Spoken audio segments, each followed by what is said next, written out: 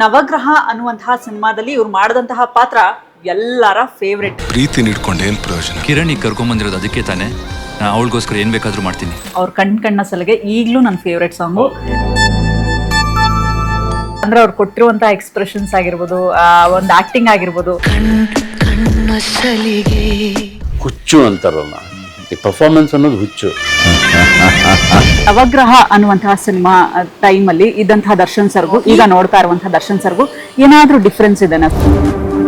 ಕೆಲವೊಂದು ಡಿಸ್ಟರ್ಬಿಂಗ್ ಇನ್ಸಿಡೆಂಟ್ಸ್ಗಳು ಆದಾಗ ಮನುಷ್ಯ ಅಂದ್ಮೇಲೆ ಅದು ಹಾಗೆ ಆಗುತ್ತೆ.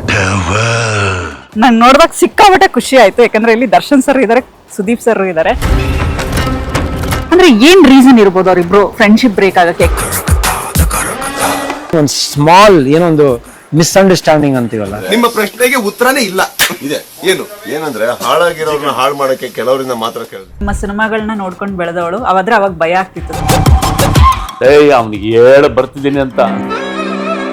ಯಾವ್ದಾದ್ರು ಒಂದ್ ಒಳ್ಳೆ ಸಾಫ್ಟ್ವೇರ್ ಇಂಜಿನಿಯರ್ ಆಗಿದ್ರೆ ಚೆನ್ನಾಗಿರ್ತಿತ್ತು ಅಂತ ಯಾವತ್ತೂ ಅನ್ಸಿಲ್ಲ. ಬೇಜಾರಾಗುತ್ತೆ, ಇಲ್ಲ ಅಂತಲ್ಲ. ಆಯ್ತು, ಅದಕ್ಕೆ ಏನ್ ಮಾಡ್ಬೇಕು ನಾವು, ಯಾವ ತರ ಪ್ರೂವ್ ಮಾಡ್ಬೇಕಂತ ಮಾಡೋದು. ಯಾರ ಮೇಲೂ ಲವ್ವೇ ಆಗಿಲ್ವಾ? ಲವ್ ಆಗೈತೆ, ಆಗಿತ್ತು, ಆಗಿತ್ತು, ಆಗೋಯ್ತು.